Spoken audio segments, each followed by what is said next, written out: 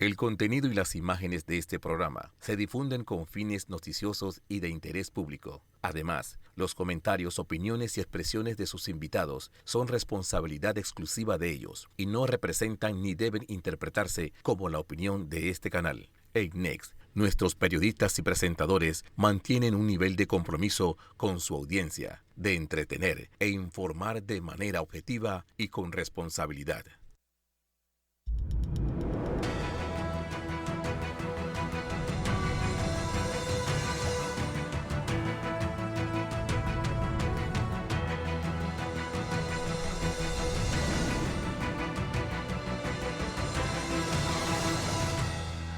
Muy buenos días, Panamá. Hoy es domingo 12 de noviembre. Usted nos ve por Next, Canal 21, nos escucha por KW Continente.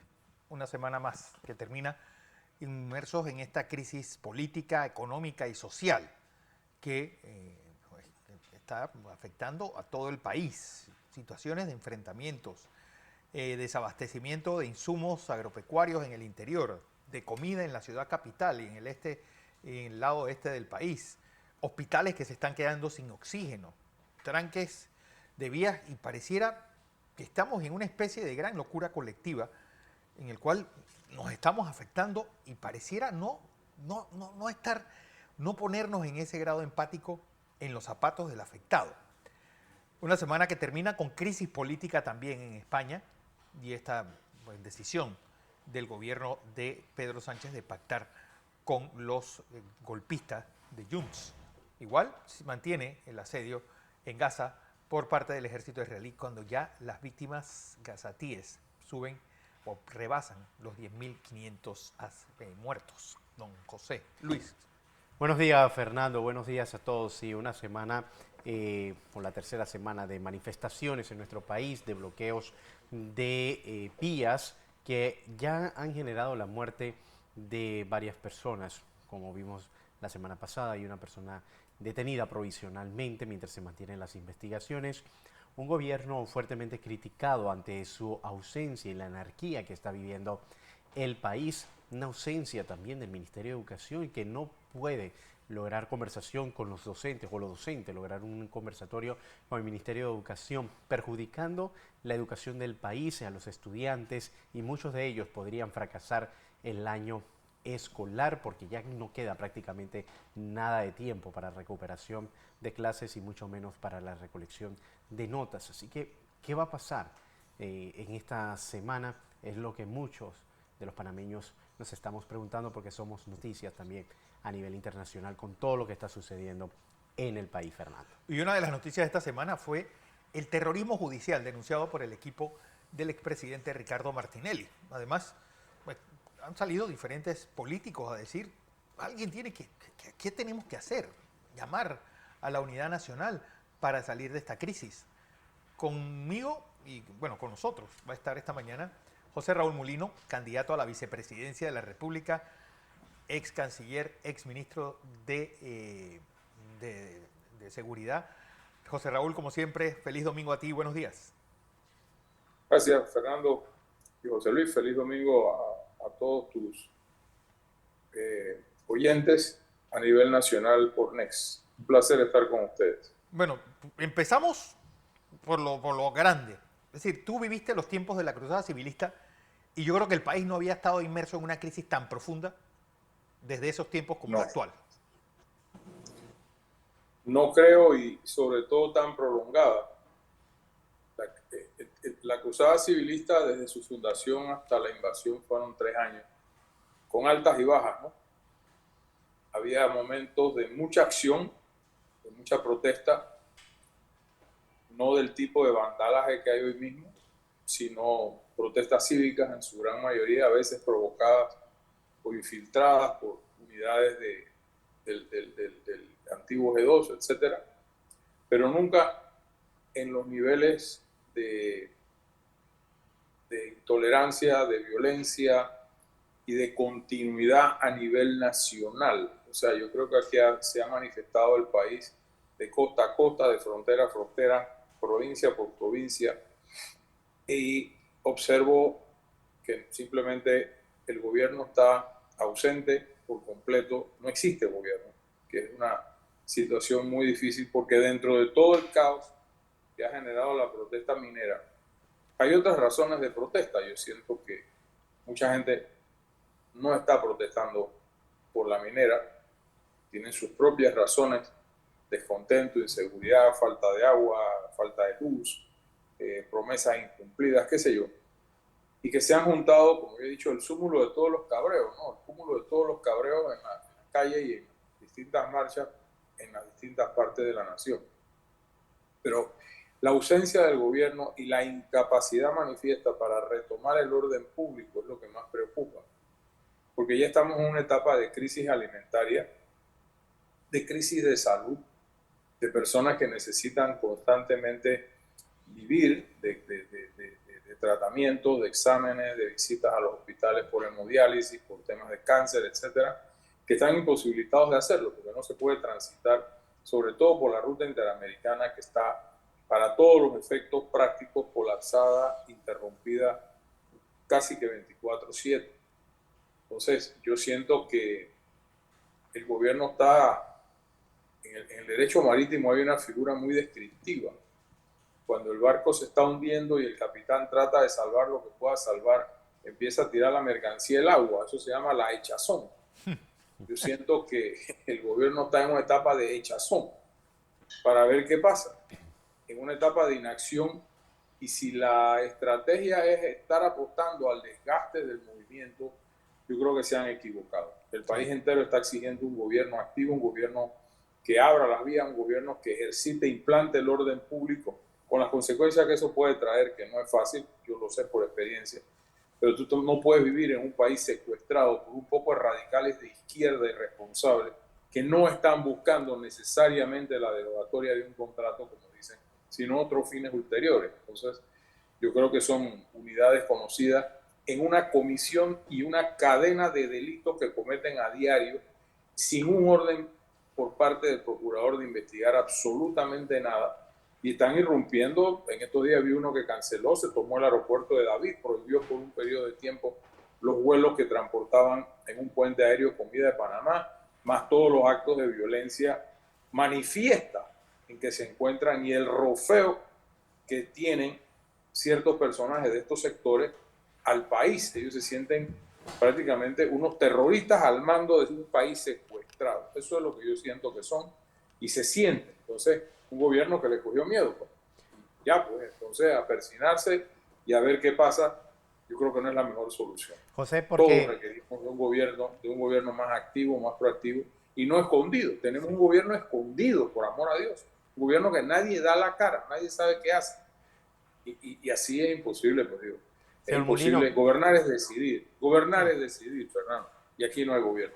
señor Molino, porque esto también llama la atención y preocupa, porque estos bloqueos o cierre de calles está siendo aprovechado por el crimen organizado para cometer sus fechorías, y que si uno no les paga, uno no puede pasar esos accesos. Y no hay policía alrededor tampoco. No, y no, la policía está ausente. No me preguntes cuál es la estrategia de tener a la fuerza pública ausente de todo esto. No hay orden público para los efectos prácticos.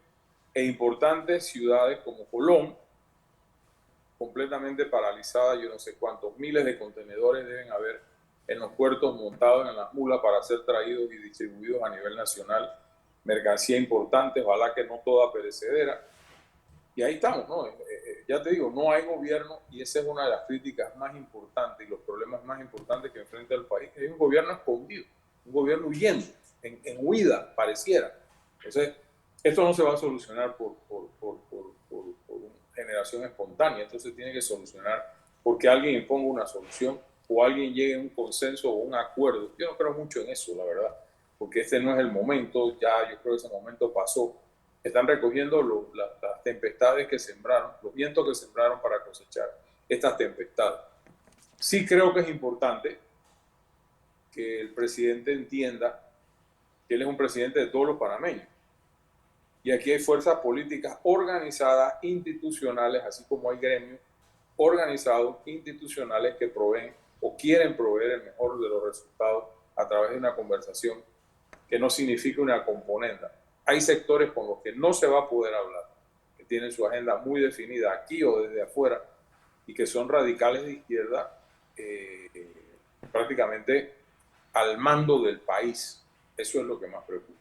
Gente que no tiene escrúpulos de ninguna naturaleza al mando del país en este momento. De hecho, o sea, aquí no estamos hablando de derechos, aquí estamos hablando de gente que se ha tomado el poder público de hecho, en función de atemorizar a la sociedad y, por supuesto, en la pesca de río revuelto que tienen las pandillas, los narcos y todo el mundo en ausencia de Estado, en ausencia de gobierno. Bueno, la pregunta, José Raúl, es que esto tiene muchas aristas porque yo creo que la gente no solamente está protestando por el contrato minero. Es decir, de repente, en Panamá, después de 30 años de crecimiento, la carroza se nos convirtió en calabaza. Y nos hemos dado cuenta que tenemos una educación paupérrima, un servicio de salud deficiente, pues, y el espejismo de la cinta costera de Santa María, de Costa del Este, es eso, un espejismo que no vive la mayoría de los panameños. Yo creo que hemos llegado a un momento en donde todo lo que tú bien mencionas, que era como nuestra bandera, nuestro símbolo de auge y de progreso, ha quedado reducida a un tranque de calle, a ver los agricultores de las tierras altas botar miles de toneladas de alimentos que no se pueden distribuir, que no se pueden ni regalar para acabar de fregar, y de gente protestando por sus causas muy, muy particulares. Olvidémonos de la mina, porque no creo que la gente que está protestando en Chorrera o la que está protestando en Puerto Armuelles tenga que ver con la mina necesariamente. Pero bueno, ese fue el pretexto, ese fue el detonante, ese fue la chispa que ha prendido esta enorme hoguera nacional que no parece apagarse bajo ningún pretexto y mucho menos conducida a apagarse por alguna decisión gubernamental que llame a la paz, a la reflexión. Han causado muertos, ese espectáculo en Capira hace unos días, pues eso no lo habíamos visto en Panamá jamás habíamos visto semejante atrocidad cometida por un ciudadano en perjuicio de dos educadores que estaban protestando pacíficamente, que no lo agredieron, que no lo fueron a provocar, que no le reventaron el carro, en fin. Fue un acto que todavía yo creo que la sociedad está conmovida por semejante barbaridad, ¿no? Y eso no pasaba en este país antes. Y creo que todo se debe a la improvisación, al desgobierno, o peor dicho, a la falta de gobierno que estamos viviendo. Y pensar que faltan 7 meses para que termine esta pesadilla. José Raúl, porque vamos de lo grande a lo pequeño, porque estuviste acompañando al expresidente Martinelli con este nuevo exabrupto por parte del órgano judicial y ese corte de los tiempos para el periodo de casación. Incluso lo llegaron a denominar terrorismo judicial en contra del expresidente. Yo comparto esa posición. Soy abogado y se ha lanzado un reto muy bien expresado por el señor Carrillo, el licenciado Carrillo, ayer en la conferencia de prensa, en el sentido de que en situaciones similares ese mismo magistrado ha actuado conforme dice la ley y la práctica inveterada de que se le conceden 15 días a cada una de las partes que recurre extraordinariamente en casación. Además, este es un proceso que lo rige el sistema inquisitivo. En el sistema inquisitivo no existía el USB o las tecnologías que hoy permite el sistema penal acusatorio. Y por otro lado, con el ánimo de inhabilitar a Martinelli, lo que han hecho es tumbarle casi 100 días hábiles a todo el mundo para poder estructurar, porque no es nada más él, hay un número plural de otros condenados en segunda instancia a través de un fallo que es la aberración más grande que yo he podido ver, en donde mientras existe un amparo que debió suspender todo, fallan la sentencia y mantienen suspendido entonces el proceso por efecto del amparo. Es una perfecta barbaridad, una perfecta locura jurídica lo que se ha hecho aquí. Y nada pasa. Y nada pasa. Se están trastocando los valores de la judicialidad. Se están trastocando los valores de nuestro sistema procesal, de nuestro sistema constitucional, en función de un capricho con un hombre. Y que lo que quieren es a través de la justicia, entre comillas, alterar, perturbar y afectar el proceso electoral al que nos veremos abocados el 5 de mayo del próximo año, descalificando a un candidato de grandes preferencias populares. O sea, el proceso electoral es lo que está en juego. Los demás son argucias, argumentos, maleanterías judiciales que han puesto en marcha para descalificar o inhabilitar a un candidato y entonces ver de qué manera entorpecen y afectan el proceso electoral. Y lo peor de todo es que no importa lo que hagan, el candidato de gobierno no va a ganar, que son los que están detrás de esta maleantería. El candidato de gobierno no va a ganar.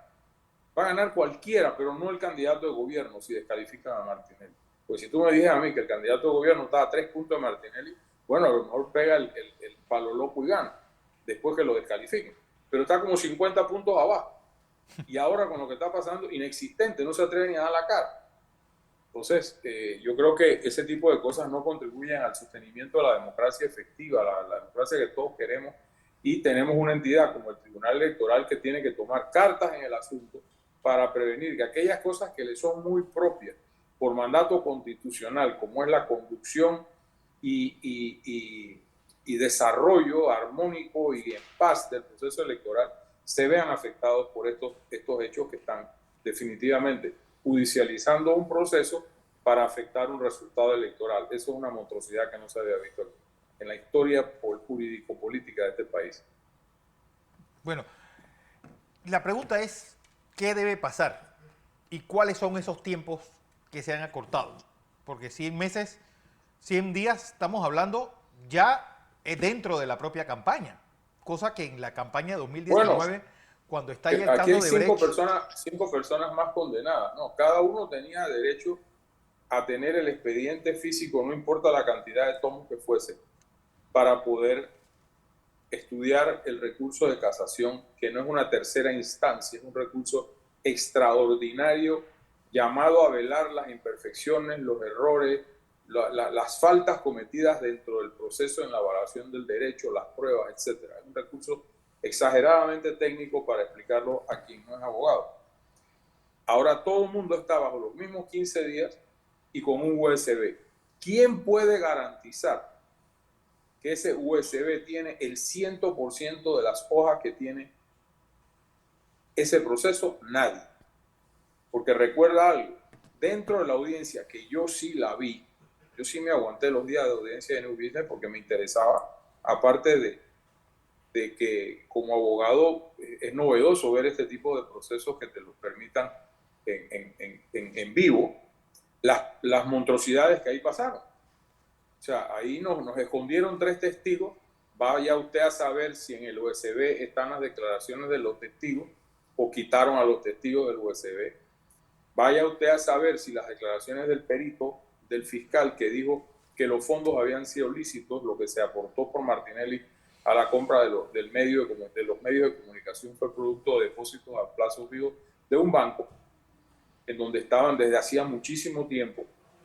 Están ahí en ese expediente.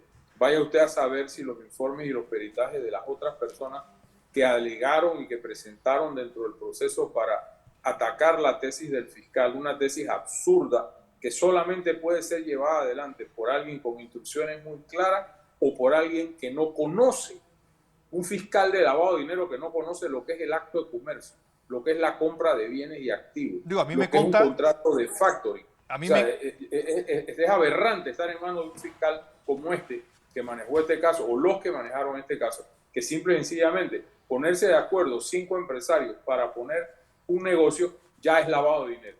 Y por otro lado, en una sentencia que no establece cuáles fueron los fondos públicos que se usaron.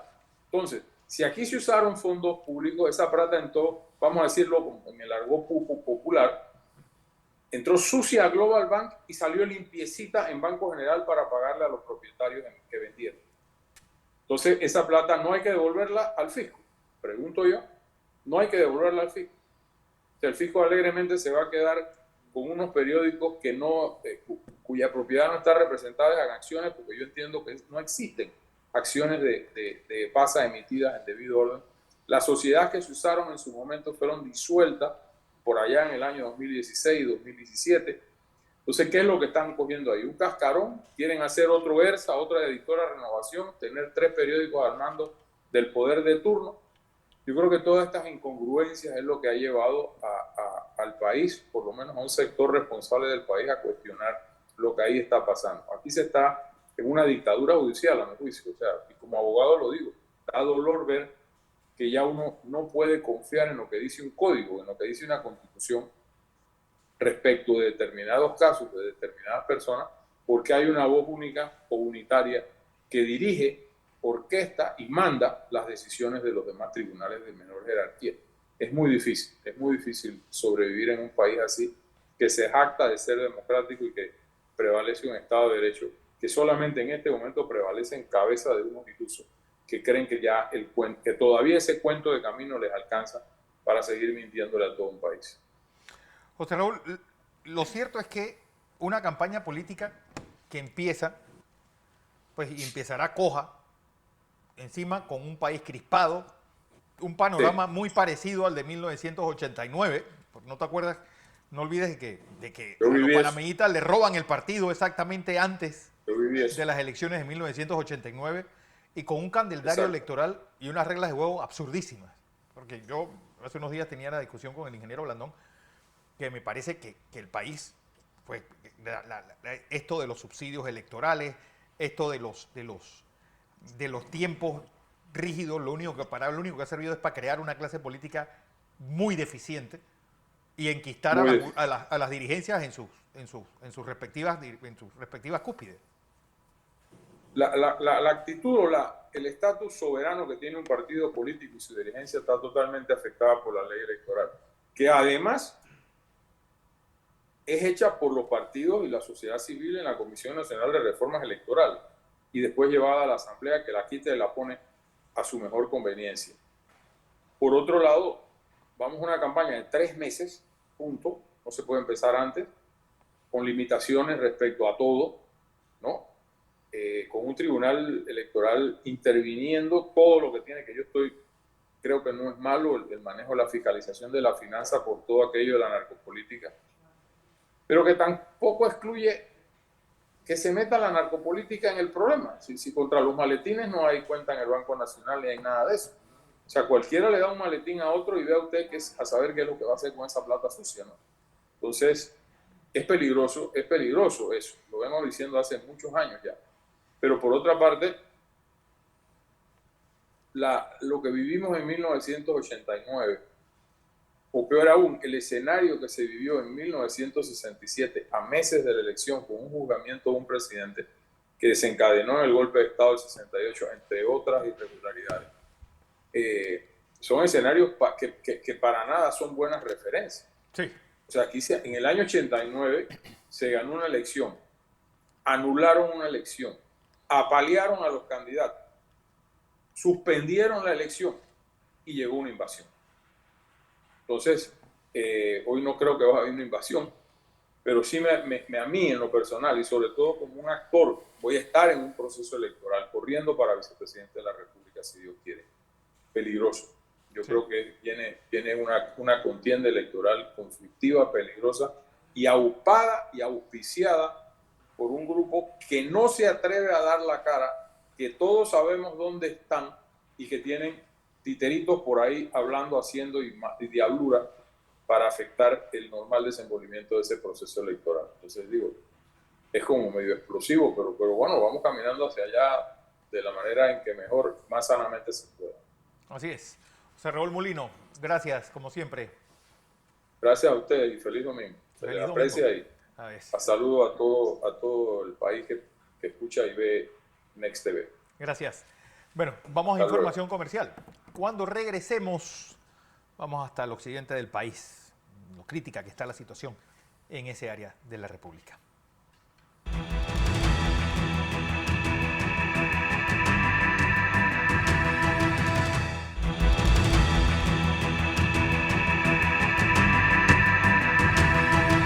Seguimos en la presentación de Entre Líneas. Hoy es domingo 12 de noviembre. Y sin lugar a dudas, uno de los sitios más afectados de estas más de 20 días de crisis ha sido Boquete. Boquete no solamente por todo lo que produce en materia agrícola, sino también por todas las reservas, tal vez nuestra capital turística de montaña. Con nosotros su alcalde, Josuar Alvarado. Como siempre, Josuar, feliz domingo a ti y buenos días. Sí, muy buenos días a todos ustedes, distinguido cuerpo periodista de este prestigioso canal, a todos los amigos que ven también este programa. Buenos días desde nuestra tierra boqueteña. Y así pues, como lo estás comentando, lamentablemente Boquete, que se destaca en la producción agrícola, cafetalera, y que depende también el 45% de su economía del sector de turismo, se ha visto muy afectada por esta situación que se ha complicado con los días, con el desabastecimiento que existe, por ejemplo, falta de gas para las personas para cocinar, falta de combustible, la falta de productos cárnicos, de insumos de limpieza que no llegan a los diferentes supermercados del distrito. Si bien es cierto, la producción agrícola que tenemos, pues, nos permite a nosotros de una manera abastecer lo que es el tema de hortalizas, vegetales, legumbres. Con eso contamos en los súper, es una bendición. Lamentablemente esos productores también necesitan llevar estos productos a los mercados nacionales y no han podido. Hay muchos microproductores que desarrollan también fuentes de empleo, tienen 1 o 2 empleados, y todo esto es una cadena. Claro. Y en esa vía tenemos que verlo, esta es una cadena, porque así como se perjudica el empresario, así mismo se van perdiendo las fuentes de empleo, así mismo el empresario agrícola, el microemprendedor agrícola, esa mano de obra que debe contratar para producir la tierra, lamentablemente no puede costearla, no puede pagarla, y esto va a limitar en gran manera la empleomanía en el distrito, que dependía también en su gran mayoría de la parte agrícola, la parte cafetalera. Y en esta cadena nos perjudicamos todos, se perjudica el pueblo, y sin embargo hay un silencio latente por parte del gobierno, porque el 95% de la población está opuesta al tema de la minería, mas sin embargo se están dando situaciones de cierre de calle, donde también hay líderes que han mostrado una intransigencia con la apertura de la misma, no quieren hacer corredores humanitarios. Ya vamos 20 días en esta situación y se están limitando los recursos con que cuenta la población, con los cuales está acostumbrada la población para hacerle frente a esta temática, a esta problemática. Y bueno, nosotros queremos pedirle al gobierno que de una manera u otra nosotros podamos verdaderamente buscar una manera, una vía de consenso con los grupos que protestan, con los grupos que cierran, y no solamente eso, sino que nosotros que también nos hemos opuesto el primer día a este tema del contrato minero, recibamos una respuesta contundente para que este tema no siga coartando lo que es la soberanía y atentando con nuestros recursos naturales, y asimismo los dirigentes que mantienen las vías cerradas tampoco sigan perjudicando. Josuar, porque hay algo que a mí me llama la atención. La provincia de China, donde pues lamentablemente. Sí, y sí. Tú eres alcalde de una región fronteriza en el sentido de que, pues, linda, Boquete, con la comarca, hay muchos trabajadores de la comarca ahí. Y uno que vive en la capital, uno pasa escuchando. Bueno, veía a Lorena Castillo vestida de Guaymí, de Nove. Varela todos los días estaba en la comarca. Este gobierno también en la comarca, y la comarca, y la comarca. Y la comarca parece que es algo que le explotó en la cara al gobierno, porque han sido los más intransigentes de todo y han dicho, es decir, es como si tuviera el área más abandonada del país. Pareciera que todo ese dinero... Bueno, mire, yo le voy a decir una cosa, mi estimado, que yo creo que gran parte del presupuesto nacional se dedica en gran medida a la comarca. Cada vez que se quiere hacer una calle, los amigos, los hermanos no cierran la vía y va el presidente allá, va el ministro, se les pone en el presupuesto nacional para hacerles carreteras, hacerles tantas cosas. Si bien es cierto, es una población que tiene bastantes necesidades, pero repito, gran parte del presupuesto nacional se destina al tema de los amigos de la comarca. No con esto estoy haciendo una crítica, mas sí es importante que la población haga un análisis de cómo se están utilizando equitativamente los recursos a nivel nacional, porque no se trata de un grupo, se trata de toda una población. Acá en Boquete nosotros no hemos recibido en 5 años ni un proyecto carretero. Acá en Boquete a duras penas hemos recibido 20.000 balboas, que fueron lo que recibimos el año pasado para el tema de Fiestas Patrias, y justo porque venía el señor vicepresidente, pues se apoyó para el tema de lo que eran las actividades festivas, por decir algo de lo que nosotros como distrito hemos recibido, pero proyectos millonarios de carretera, de mejoras al estadio Alto Boquete, que tanto lo necesita, de la construcción de un nuevo matadero municipal, apoyo agrícola, que somos nosotros como municipio los que estamos siempre apoyando al agricultor, al microproductor en estos temas. Nosotros el gobierno no recibimos esto, y vemos otras áreas de la población que sí están recibiendo mucho apoyo, mucha ayuda, y que ahora pues en esas condiciones que se crean con el cierre de la vía, nosotros los que no recibimos ningún tipo de apoyo del gobierno nos estamos viendo perjudicados también por estas medidas que están asfixiando a la población chiricana. Y repito, la provincia, una de las provincias más productivas del país, afectado totalmente con este cierre, y el que está allá, que puede transitar libremente, que tiene su combustible al día, que puede ir al chinito a buscar su tanque de gas, que puede encontrar cualquier producto en los supermercados, quizás no resiente tanto esto y verá esto como un tema de ideología y dirá, no, los que se ponen a los cierres son traidores, son vendepatrias. Eso es falso. Y asimismo los hermanos Nove dirán que si uno está en contra de lo que ellos, de esa manifestación intransigente de mantener la vía cerrada, lo tildan a uno de racista, discriminador. Señores, yo por lo menos en mi caso personal, acá en el distrito, conozco a la población Nove, tengo mucha beligerancia con la población Nove en el tema del apoyo positivo que siempre le damos. Inclusive acá hicimos este año el primer festival de la Nagua Nove, y nosotros tenemos un contacto, queremos a ese pueblo, siempre hemos manifestado un cariño muy especial, siempre hemos también promovido esta cultura como una tradición del distrito de Boquete. Asimismo lo hemos representado como que verdaderamente la mano de obra Nove ayuda al desarrollo de nuestra provincia en gran manera.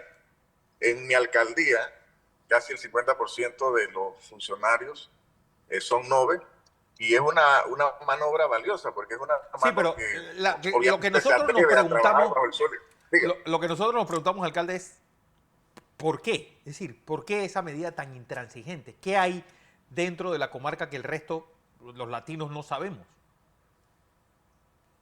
Bueno, la medida intransigente la crean algunos pseudodirigentes que se atreven a llamarse defensores de este tipo de ideologías, que agarran como excusa decir que el gobierno, o sea, agarran lo mínimo para protestar, para cerrar vías, mas sin embargo, cuando estamos en la época, en los momentos cotidianos de productividad, de trabajo, usted no ve a estos líderes promoviendo algún tipo de acción concreta para desarrollar fuentes de empleo dentro de la misma comarca, para traer inversión a la comarca, porque la comarca también tiene tierras productivas, la comarca también tiene lugares vistosos que pueden atraer mucho turismo, pero usted no ve a estos líderes en eso. Usted ve a estos líderes cuando el gobierno hace algo buscando pescar en río revuelto, asaforando a los hermanos Nove,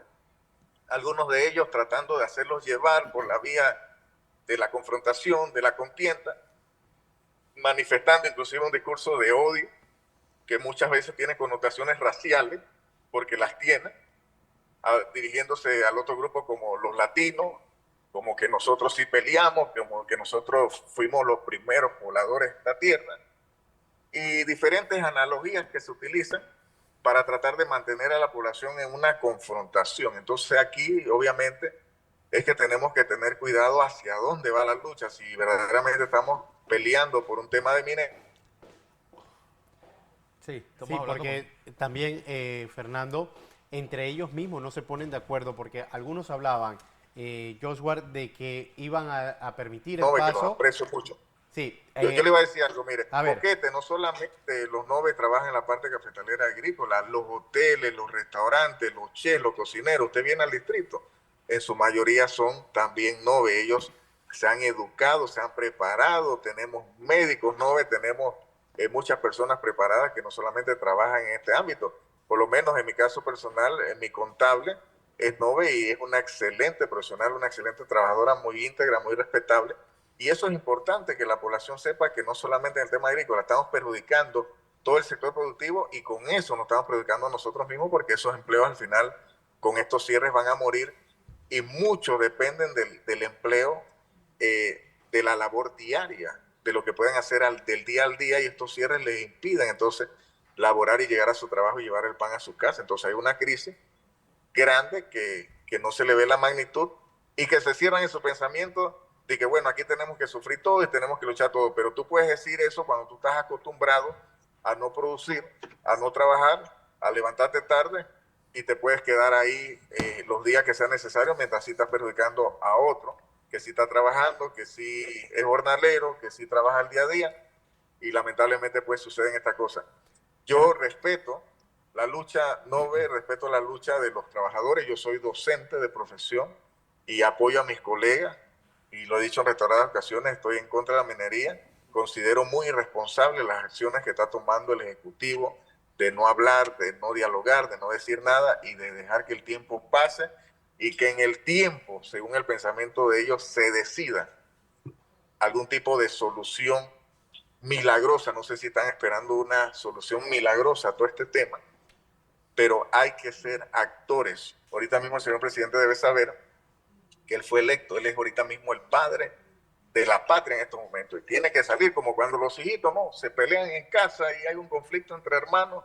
¿Quién tiene que salir a defender? Tiene que salir la madre o el padre a solucionar el conflicto y a evitar que este tema entre hermanos se vaya a mayores y se forme un problema a futuro. Entonces así mismo tiene que salir el señor presidente, dar la cara, conversar, hablar. Váyase a alguno de esos cierres, porque la manera de conversar con estos líderes, convóquelos a una reunión, manifiéstale. Aquí en todo esto ha faltado mucha información, se ha filtrado demasiada información falsa, no hay fuentes fidedignas de información, la gente cree lo que quiere creer y así mismo transmite en muchos casos muchas mentiras y al final esa mentira se convierte en una verdad a voces y eso no puede ser. Aquí tenemos que marcar una sola línea de comunicación para que el pueblo esté tranquilo, pero ese ejemplo, esa línea la tiene que marcar el señor presidente de la República, el Consejo de Gabinete, el órgano legislativo que metió la pata bien metida y que nos ha afectado lamentablemente enormemente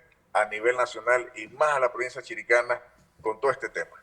Sí, Joshua, sin embargo, cuando se hablaba con estos dirigentes, algunos permitían el paso, pero otros no. Es decir, entre ellos mismos no se coordinan, incluso se agarraron a golpes y golpearon a uno también de estos jóvenes indígenas porque decían, ¿por qué permitiste que allá pasara si aquí no íbamos a dejar pasar? Es decir, no hay tampoco un liderazgo dentro de los grupos originarios. Yo pienso que en las revueltas se formó una desorganización y cada poblado que estaba cerca de la Interamericana decidió cerrar en señal de apoyo. Sobre esos cierres se levantó algún líder escogido ahí mismo en los cierres y entre esos mismos líderes no hubo comunicación al principio, ahora se ha tratado de ver comunicación, pero cada uno siente o piensa diferente y no hay un pensamiento unidireccional que puedan causarlos a todos a decir, bueno, por aquí nos vamos, esto es así, o alguien que les explique, mire, hay una moratoria minera, tenemos que esperar a la Corte Suprema de Justicia, esto tiene un periodo de tiempo jurídico que hay que cumplir, que no es que yo me lo pueda rebasar y pasar, porque si no estuviera cometiendo una ilegalidad y que esto hay que respetarlo y hacerle entender eso a ellos y que ellos entiendan, bueno, todo este tiempo que mientras la Corte se pronuncia, nosotros tenemos que saber, ¿verdad? Para ver si nosotros paramos y seguimos la protesta después y esperamos la Corte Suprema de Justicia o seguimos asfixiando y ahogando al pueblo panameño. Bueno, Joshua, como siempre un placer recibirte. Gracias. El placer es mío y muchas gracias por la entrevista. Oye, de todos modos, ahora que viene el 28 de noviembre, ¿qué va a hacer Boquete, depende de lo que vaya a ocurrir. Bueno, casualmente tengo reunión con los coordinadores del comité, yo les digo a ellos, nosotros tenemos que estar preparados porque si abren las vías 3 días antes del 28 de noviembre, igual tenemos que hacer la actividad porque esta actividad, aparte que es un tema histórico y de tradición, también representa un beneficio económico para cientos de familias del distrito, de la provincia. Y nosotros ahorita mismo, las familias han perdido mucho. Sí. Mire, todo no es dinero. Yo le voy a decir una cosa, no todo es dinero, pero realmente usted sabe que si usted no tiene el recurso económico, usted no come. Sus hijos no comen, sus hijos no pueden ir a la escuela y obviamente una cosa va con la otra. Y la supervivencia, la familia, la sociedad, depende en gran medida del trabajo, del esfuerzo. Y ellos tienen que hacer, hay gente que tiene que hacer su platita, tiene que hacer su real para llevar el pan a su casa, para llevar la comida a su casa. Entonces nosotros no podemos impedirle que se abra el 28 y que estas familias permeen esos beneficios y que esos niños, esos estudiantes y esos jóvenes que practicaron todo el año, que se organizaron, que gastaron plata en uniforme, que gastaron plata los padres familia en instrumentos, tantas cosas, eso se pierda este año y si hay la posibilidad de que hagamos el desfile, pues nosotros lo vamos a hacer en conjunto con los estamentos de seguridad y nos vamos a seguir preparando hasta el último día. Ya si el mismo 26, por decir algo, el 26 está todo cerrado, ya obviamente en 2 días se sabe que eso no va a cambiar, así que ahí sí se suspendería, pero por el momento nosotros vamos a seguir pues trabajando en esto. Así es. Josué Alvarado, alcalde de Boquete, muchas gracias por tu participación. Cómo no, mi estimado, a la orden siempre. Bendiciones. Bueno, José. Vamos a información comercial. Fernando, cuando estemos de vuelta vamos a estar haciendo el análisis de lo que está ocurriendo a nivel mundial.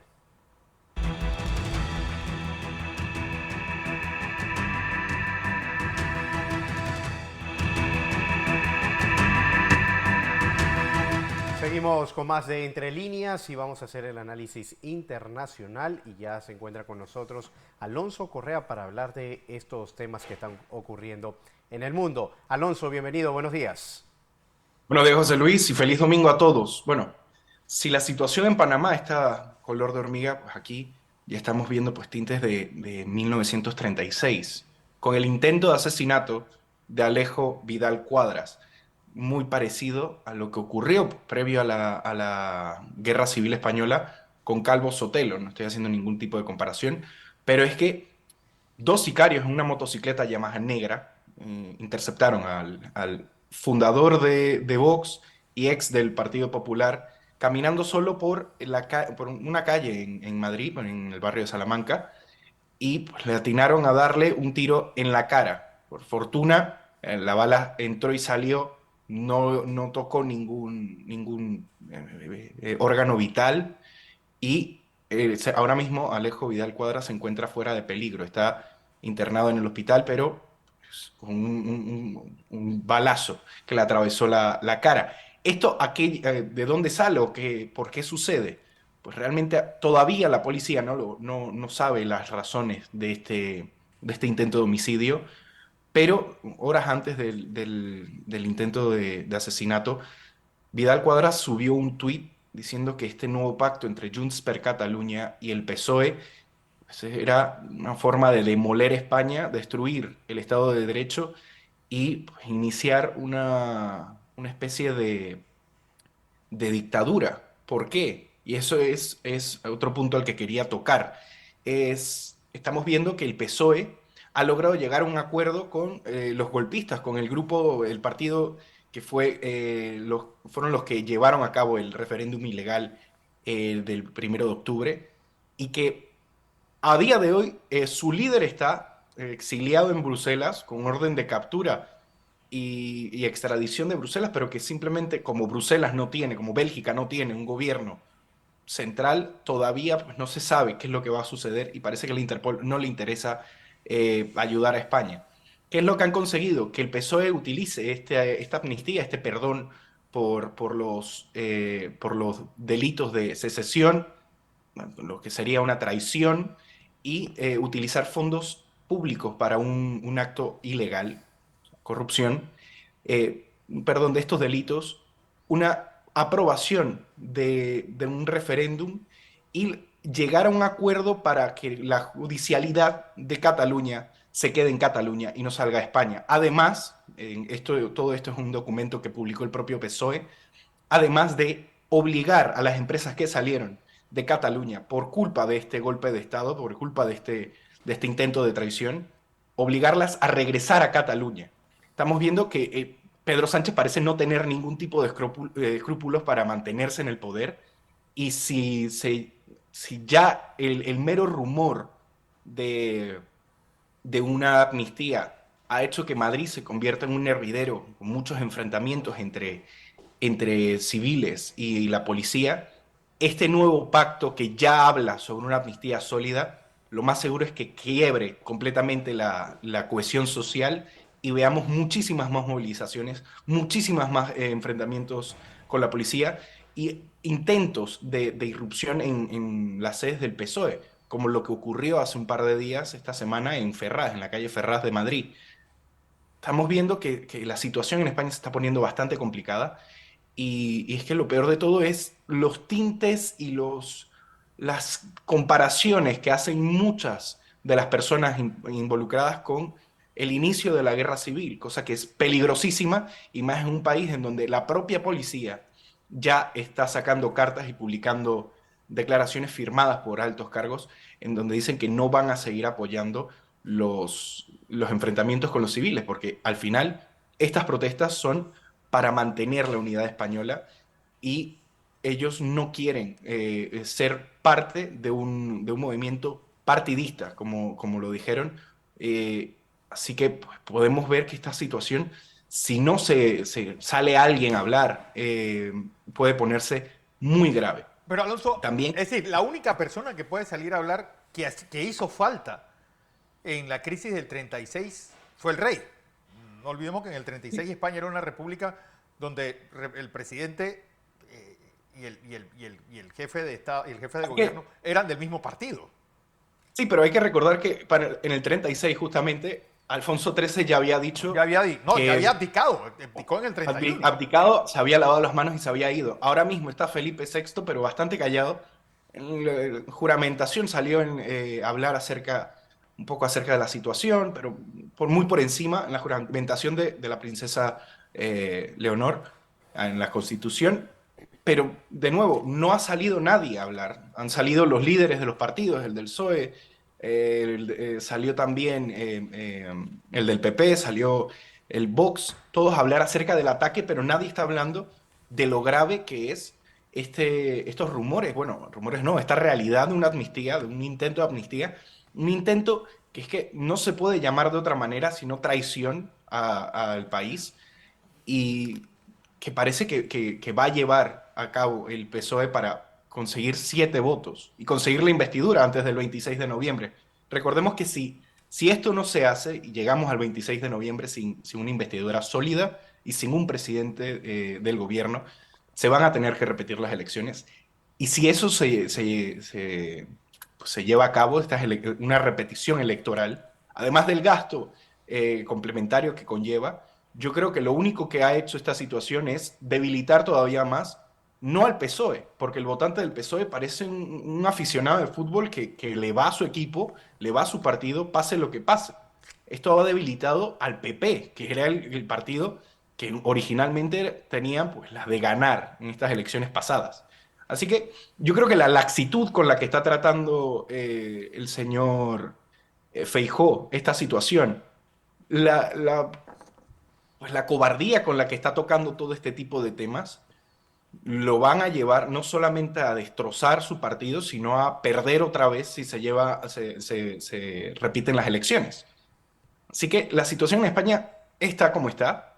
Estamos viendo que muchos de los intereses que trataban de defender España se están yendo a otros países, como Portugal, sin ir más lejos, y Portugal es un país que igualmente está sufriendo una crisis política porque su primer ministro renunció por acusaciones de corrupción y de lavado de dinero. Estamos viendo que un país mucho más pequeño que España, también de la península ibérica, también que salieron de una dictadura casi al mismo tiempo, pues lo hace bien, y aquí pues, seguimos cayendo en la misma piedra que es el PSOE en el gobierno. Bueno, lo cierto es que sigue también este problema en la Franja de Gaza. Y es otro de los problemas que están llegando mucho a Europa, ¿no? Bueno, es que el problema en la Franja de Gaza no es, bueno, al final es un conflicto armado en el que ya Israel ha invadido terrestremente, de manera terrestre esta zona, ya han dividido Gaza en dos y ya han empezado a tomar túneles, muchos de los túneles que utiliza Hamas para mover tanto material bélico como pues, todos los productos que se necesiten para mantener una lucha constante. Ya esto pues, parece, si somos optimistas, parece que va a tomar bastante poco el dominio total de por lo menos la zona norte de Gaza, que es donde está la gran mayoría de túneles, pero no sin, por desgracia, la destrucción de muchos de las zonas y de la infraestructura civil y humanitaria de la zona. ¿Por qué? No porque Israel busque la destrucción de esto, sino que jamás ha creado algo comparable con el Vietcong, una red de túneles para justo debajo de zonas de importancia como hospitales y escuelas, justamente para guardar armamento y poder poner el grito en el cielo cuando Israel bombardee estas zonas. La movilización terrestre, yo creo que ha sido el recurso, pues el plan nuclear, es meter al ejército en esta zona. Ya llevan 29 soldados fallecidos en este nuevo conflicto, que esperemos que no se estanque como lo ha hecho Ucrania, que lleva pues apenas 17 kilómetros recuperados desde hace 5 meses. Algo que no solamente está afectando su habilidad para obtener recursos de Occidente, que parte del estancamiento lo achacan a la falta de financiación y de armamento occidental que llega, sino que si esto se estanca de verdad y llegamos a los niveles de 1914, 1915, de guerra de trincheras inamovibles, pues va a ser no solamente más sangrante para la economía occidental, que mantiene el apoyo a Ucrania, sino que va a darle el tiempo suficiente a Rusia para reorganizarse y pues, no se sabe si atacar desde el norte y abrir un nuevo frente o llevar a cabo pues, lo que se teme, que es el ingreso de tropas por Bielorrusia y el ingreso de un nuevo contrincante en Europa, que sería el ejército bielorruso. Claro. Bueno, Alonso, gracias desde Europa. José, ¿qué nos espera esta semana? Bueno, Fernando, vamos a ver cómo termina toda esta situación, o cómo se maneja esta situación de esta crisis social que se está viviendo el país, cómo hacer para que tantos estudiantes, como ha dicho el Ministerio de Educación, no fracasen el año escolar, ya prácticamente finalizando este trimestre, cómo quedan con las fechas de graduaciones y también qué solución se le da entonces para que esta semana estemos todo de vuelta a la realidad que muchos queremos, que sean las reaperturas de las vías y que todos estemos normalizados en esta situación, Fernando, que se ha vivido por 3 semanas en nuestro país. Bueno, antes de terminar, feliz Día del Periodista a ti, También, feliz Día del Fernando, Periodista a igual para todos ti. y sobre todo denunciar esta campaña que tienen en También. contra de los comunicadores en las calles. Son personas, obreros de la pluma al final, que están realizando su trabajo y que no merecen ni los insultos, ni los que los estén chorreando de agua, ni de vinagre, y mucho menos que le agredan a alguien que está realizando su trabajo con las herramientas que tiene y bajo su propio riesgo, con el único escudo de decir la verdad de lo que está viendo. Así que felicidades a todos en estas horas tan negras del ejercicio del periodismo nacional. A todos gracias por su audiencia. Recuerden, este programa se retransmite por KW Continente. A todos que te pasen un feliz domingo y nos vemos mañana desde las 6 en punto de la mañana en la edición matutina de Next Noticias.